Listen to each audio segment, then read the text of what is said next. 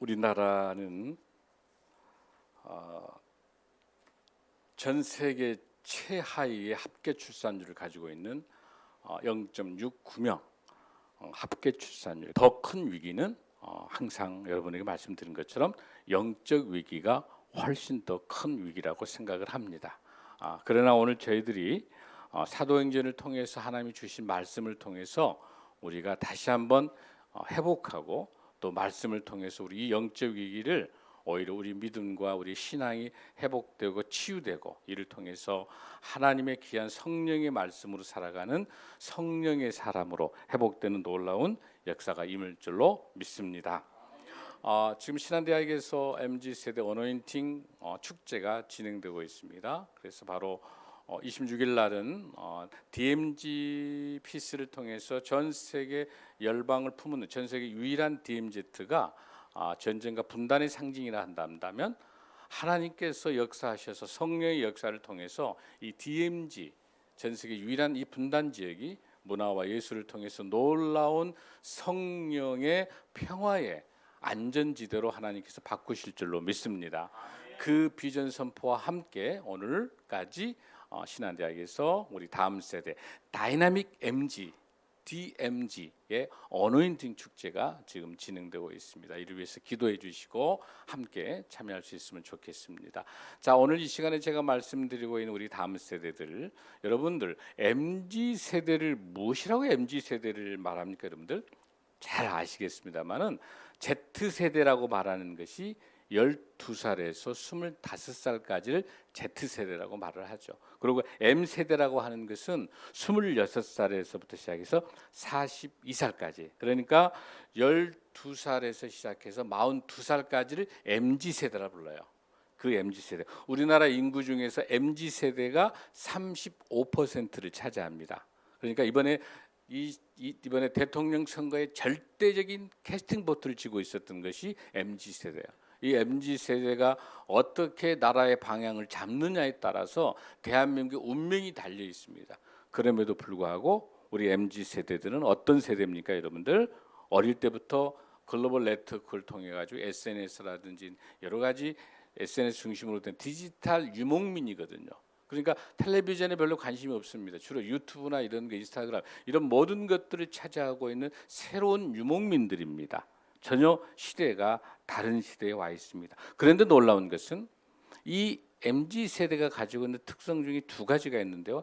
제일 중요한 것은 부모가 물려주었던 이 악습을 갖지 않는, 이 지구 생태계가 파괴되어 있는 지구 환경을 지키는 엄청난 스케일들을 가지고 있는 게 MZ세대입니다. 그러면서도 동시에 지속 가능한 소비와 윤리를 하고 있는 우리 MZ세대. 저는 우리 MZ세대에게 큰 희망을 갖습니다. 왜냐하면 이 세대들은요, 우리 기성세대만큼 비겁하지 않습니다. 이 MZ세대들은 철저하게 가치 중심으로 그 사회적 약자, 즉 바로 우리 MZ세대는 ESG environment라고 하는 환경을 굉장히 중요시 여기고 있습니다. S라고 하는 소셜, 사회 공공성을 굉장히 강조합니다. 그리고 G라 거버넌스라고 하는 소통을 강조합니다. ESG, 우리 모든 기업들이 ESG 경영을 하고 있는데 MZ세대가 ESG를 굉장히 중요시 여겨요. 그래서 만약에 예를 들어서 어느 회사나 어느 가게에서 통닭집이나 이런 데서 갑질한다면 돈줄을 낸단 말이에요. 이 젊은 MZ세대들은. 그러니까 그 부정과 불의와 불공평을 보질 않습니다. 저는 그래서 우리 이 MZ세대에게 이 지속 가능한 사회를 유지하고 환경과 기후를 소중히 여기고 그다음에 공정과 공평을 요구하는 이 MZ세대들에게 딱 하나 부족한 것은 뭡니까? 영성입니다. 이 영성으로 잘 훈련된다면 이 MZ세대를 통해서 우리 대한민국을 이끌어가는 36%가 넘는 이 MZ세대가 깊은 영성을 갖게 된다면, 하나님을 인격적으로 만난다면, 성령의 충만함을 갖는다면 놀랍게 대한민국과 전 세계 열방을 이끌어갈 위대한 지도자로서 우리 MZ세대들이 충분히 가능하다고 저는 그 비전을 갖고 있습니다. 그래서 우리 교회가 다음 세대를 놓고 기도하고 우리 영유아 유치부 청년들 다음 세대 42살까지 이 다음 세대들을 위해서 MZ세대를 위해서 기도하는 것이 저희 교회의 사명인 줄로 믿습니다. 또한 여러분이 잘 알다시피 2010년도 이후에 태어난 알파 세대도 중요합니다. 알파 세대도. 이런 알파 세대, MZ 세대 이런 세대들이 우리 사회의 주류가 돼서 건강하게 영성과 전문성을 갖추고 좋은 성품을 갖추고 이 나라를 책임질 수 있는 차세대 리더십들을 잘 세울 수 있도록 우리 교회가, 우리 한국 교회가 힘을 모아야 될 줄로 믿습니다. 할렐루야. 오늘 저는 이러한 MZ 세대의 큰 비전들을 갖고 오늘 특별하게 놀라운 이 시대를 구별해 보고 싶습니다.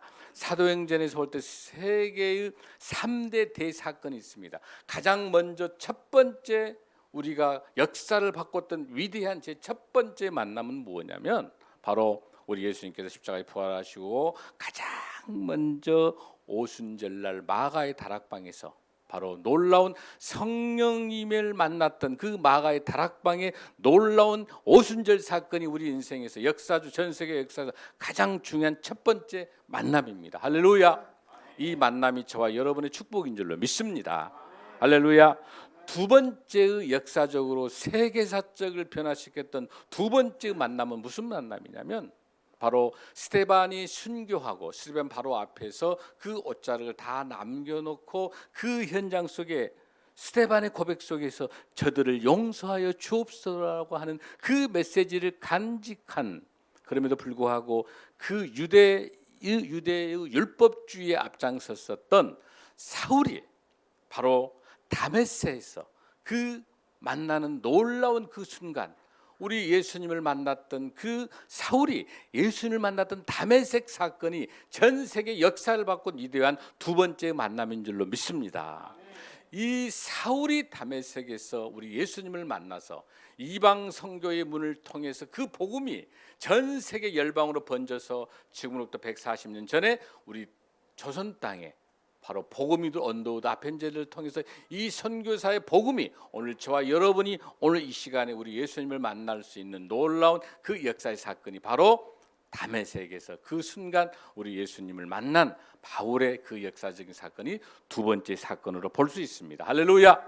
자, 그럼 오늘 우리 이 시간에 역사를 바꾼 위대한 세 번째 만남이 어떤 만남입니까? 저와 여러분의 인생에서 오늘 이 세 번째 만남을 통해서 저와 여러분에게 주신 놀라운 성령의 역사가 이 세 번째 만남을 통해서 저와 여러분의 귀한 하나님을 예수님 만나는 귀한 만남이 될 줄로 믿습니다.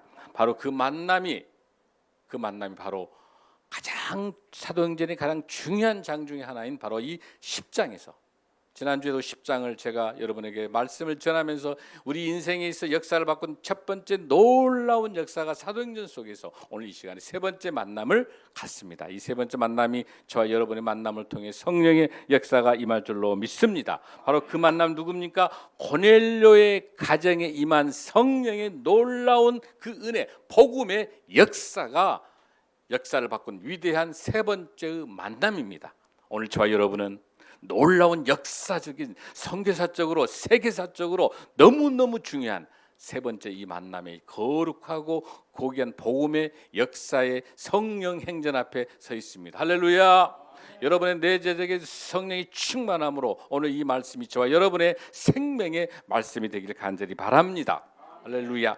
그러면서 오늘 본문 속에서 10장에서 우리가 읽어낼 때, 자, 우리가 10장에서 보면 어떤 본문을 가지고 있습니까? 자, 여기에서 10장의 제 1절에서부터 이야기할 때 바로 이탈리아 부대에 있는 고넬료를 설명합니다. 그가 경건하고 하나님을 경외하고 많이 구제하고 항상 기도하는 사람이고, 제 90쯤의 환상 중에 하나님의 사자가 들어와서 고넬료에 할 때 고넬료가 주여 두려워 무슨 일이니까 천사가 이럴 때 내 기도와 구제가 하나님 앞에 상달된다라고 이야기하시면서 베드로를 시몬을 청하라고 말해요. 오늘 여기 본문에서 제가 강조하고 싶은 것은 청하라라고 하는 이 단어, 아주 중요한 이 단어입니다. 바로 10장 5절에 네가 지금 사람들 욥바에 보내어 베드로라 하는 시몬을 청하라라고 하는 겁니다. 여기 보십시오.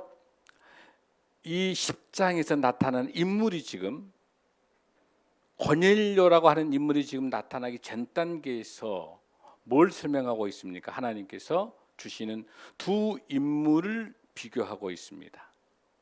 하나님께서 유대교, 율법주의, 전통주의, 확실한 율법을 가지고 있는 베드로라고 하는 사도를 등장시키고 있고요. 그리고 동시에 그 당시에 유대인들이 사람 취급도 안 했던 이방인들, 유대인들만 선민주의, 유대인들만 하나님에게 구원받을 대상자라고 하는 그 베드로와 누구를 대비시키고 있다고 여러분들?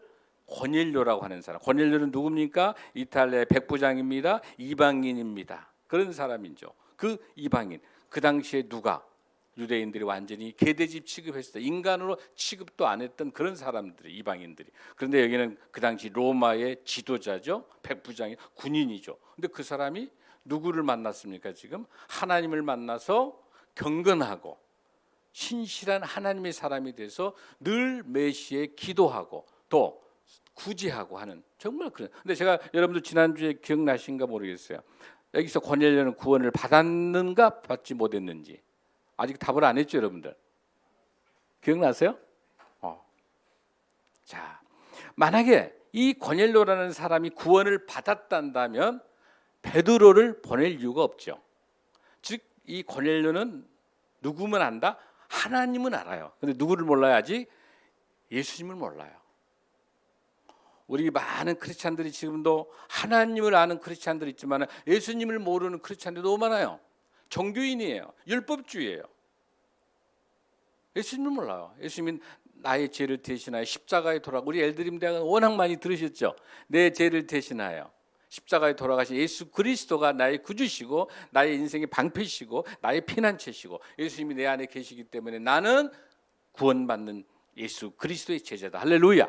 그런 이러한 것을 고넬료를 알고 있다, 알고 있지 못하다. 아직 알고 있지 못합니다. 그래서 두 인물을 지금 누가복음의 누가의 저자가 사도행전에서 비교하고 있는 것. 그 본문을 쭉 보시면서 여러분 내려가십니다. 자, 그렇게 했더니 자, 중요한 사실이 뭐입니까, 여러분들?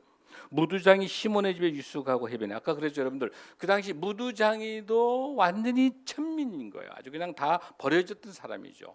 그런데 놀라운 것은 뭐냐면 이 무두장이가 천민이고 아주 그냥 그렇게 유대인들이 천대했던 사람이지만은 거의 모든 도구, 신발, 그다음에 가방 다 뭘로 만들어요, 여러분들? 가죽으로 만들죠. 그러니까 얼마나 이율배반적입니까? 이런 무두장이라는 이런 그 피역하는 사람이 없었단다면 좋은 가죽과 신발이 안 나오는데 좋은 신발은 사기를 원하면서도 그 피역 장시를 무시했던 그런 이율배반적인 그 태도, 편견. 이게 베드로에게도 가득 들어 있는 거예요. 유대인들에게 들어 있는 거죠. 그 아직 지금 베드로는 오로지 누구만 온 예루살렘과 유다 사마리아까지만 멈춰 있는 거예요. 어디까지? 땅 끝까지 가지 못하고 있는 거예요. 베드로는 그 상황에서 한번 보십시오. 자, 그러면서 가장 중요한 거 7절 한번 읽습니다. 시작.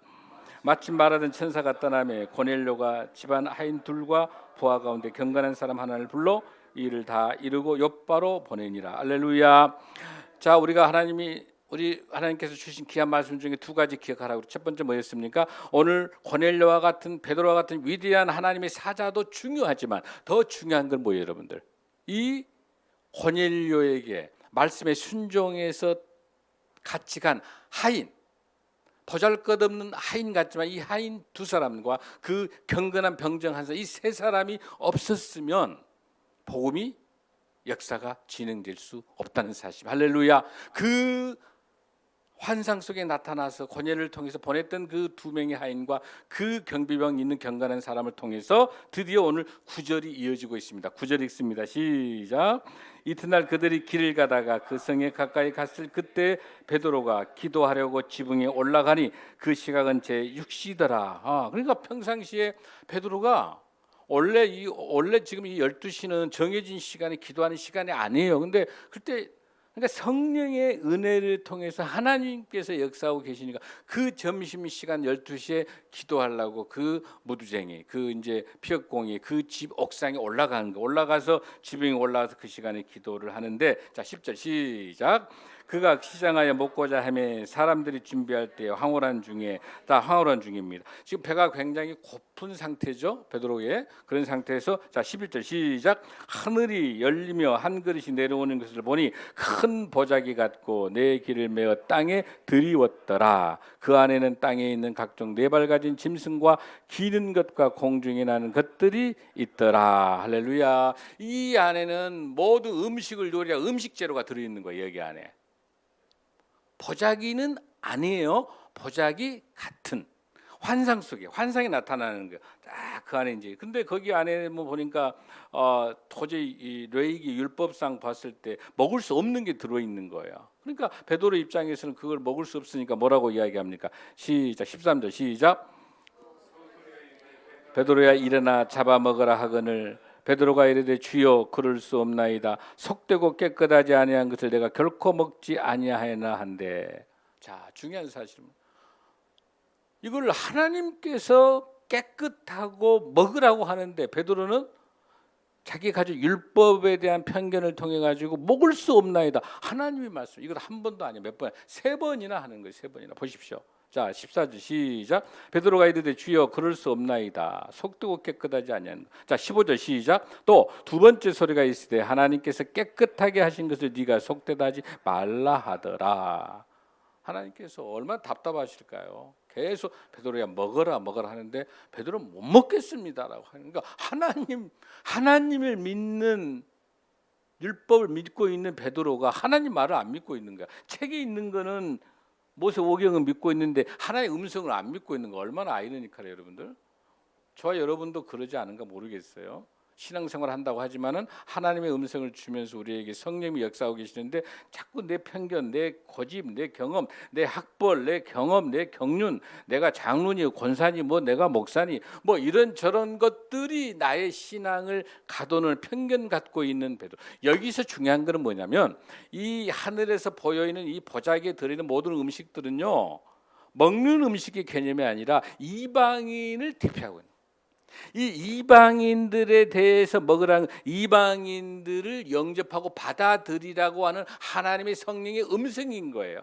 그런데 먹지 마라, 안 먹겠다 하는 건 나는 끝까지 이방인을 거부하겠다는 거예요. 여러분 보이시죠, 여러분들? 그 음식이 먹는 음식 개념이 아니라 너희들이 더럽다고 추하다고 하는 이방인들을 넣어서 그 이방인들을 받아들이라고 하는 성령의 음식으로 보이는 거예요, 여러분들. 환상으로. 자, 그랬더니 보십시오. 16절 시작. 이런 일이 세 번 있은 후에 그릇이 곧 하늘로 올려져 가니라. 할렐루야. 다 그대로 쭉 하나님께서 올라가 버리는 거. 그러니까 베드로가 아차 하는 거예요. 지금 베드로가 아차 하는 거예요. 자, 그랬더니 17절 시작. 베드로가 본 바 환상이 무슨 뜻인지 속으로 의아해. 그러니까 얼마나 깝깝해요. 이게 지금 하나님께 주신 그 환상이 여러분 꿈을 꾸면서 환상 속에 딱 나타나서 하나님 보여주셨는데 이게 무슨 말인 줄 의아해 한단 말은 뭐냐면은 황당한 거야. 지금도 베드로는 본질을 못 찾고 있어. 지금 이게 하나님이 뭐 때문에 이 보자기를 통해서 보여주신지를. 무슨 뜻이다 이게? 이방인들을 받아들이라고 하는 것이야. 자, 근데 보십시오. 자, 마침. 자, 이 마침이라는 이 단어가 너무 마침. 고넬료가 보낸 사람. 그러니까 지금 12시에 꿈을 꾸면서 환상 속에서 그 보자기를 통해서 세 번이나 우리 하나님께서 그걸 먹으라고 말을 했는데 말 안 듣고 있을 때 세 번째 올라가 버리고 난 다음에 꿈에서 깨서 환상에서 깨서 보고도 이게 무슨 말인지 모르고 해롱해롱하고 있는 순간 그 순간 마침 때 바로 누가 와 있어 보세요. 누가 와 있어요?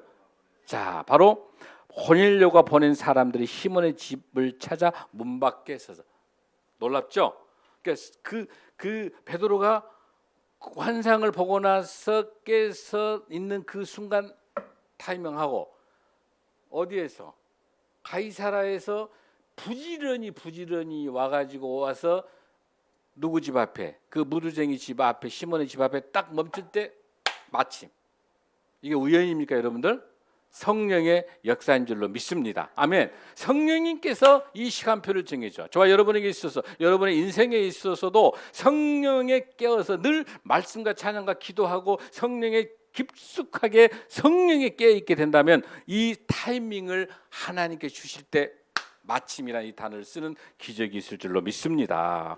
그랬더니 18절에 시작. 불러 묻되 베드로라 하는 시몬이 여기 유숙하느냐라고 물어본. 그랬더니 19절 시작. 베드로가 그 환상에 대하여 생각할 때 성령께서 그에게 말씀하시되 두 사람이 너를 찾으니.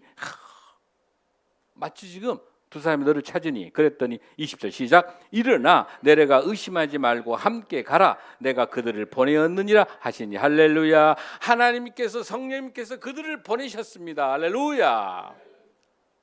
그 보낸 그 고넬료가 그 보낸 사람을 만나게 돼 있어요. 자, 21절 시작. 베드로가 내려가 그 사람을 보고 이르되 내가 곧 너희가 찾는 사람인데 너희가 무슨 일로 왔느냐. 지금 생생하게 보이죠, 여러분들? 자, 22절 놀랍습니다. 시작. 그들이 대답하되 백부장 고넬료는 의인이요 하나님을 경외하는 사람이다. 유대 온 족속이 칭찬하더니 그가 거룩한 천사의 지시를 받아 당신을 그 집으로 청하여 말을 들으려 하느니라 한대. 할렐루야. 베드로가 불러들여 유숙하게 하니라. 그 성령님이 보냈던 그 두 명의 화인과 경비병 하나 세 명을 받아들여서 그 시몬의 무두장이 그 집에 유숙 잠을 잘 수 있도록 받아들인. 할렐루야. 자, 여기서 여러분 뭘 느낄 수 있습니까? 바로 이 베드로가 이 사건이 나중에 사도행전 15장 8절 9절에 가게 되면 아주 유명한 사건이 나타나 세계 최초의 종교회의가 예루살렘에서 있게 돼요. 이때 15장 쪽에 8절 9절에 가면 어떤 나타나냐면은 모든 이야기를 하면서 모든 하나님이 선하다고 하는 거, 하나님이 인정하고 있는 모든 이방인들을 차별하지 마라. 이 증언을 15장 가서 하게 되는데 이 15장의 이 증인된 역사의 현장의 경험이 언제다? 이 10장 이 본문인 거예요. 여기에서 보고 베드로가 그렇게 차별하고 이방인들 차별했던 이 베드로가 성령님이 찾아오셔서 고넬료의 집에 가서 고넬료에게 세를 주면서 그 사건을 통해서 하나님께서 이방인들을 차별을 없애줬던 것, 그거를 기억해서 15장에 가가지고 바울과 바나바가 그곳에서 종교재판 회의할 때 거기서 베드로가 바울과 바나바를 대변해줘요. 할렐루야.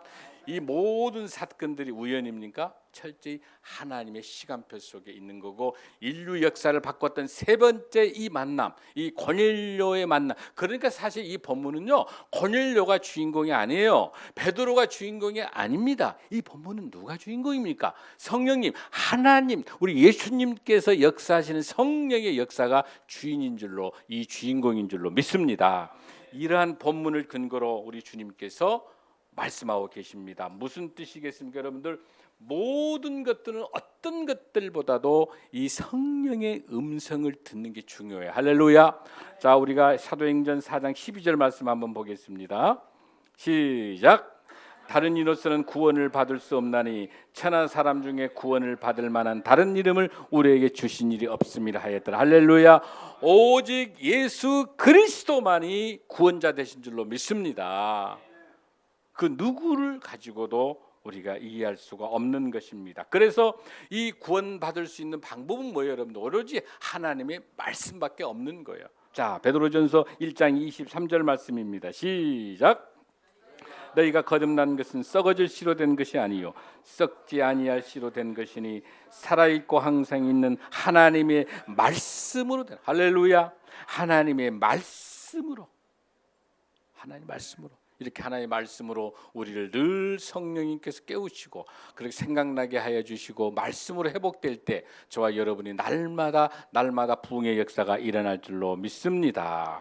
이렇게 한 그 결과가 사도행전 9장 31절에 어떻게 나타납니까? 그래야 온 유대와 갈릴리와 사마리아 교회가 평안하여 든든히 서가고. 할렐루야. 성령님이 함께할 때 교회가 든든한 줄로 믿습니다. 우리 교회가, 우리 신생명나무 교회가 이제 선교의 비전들을 가지고 우리 교회가 선교적 교회의 사명을 갖길 원합니다.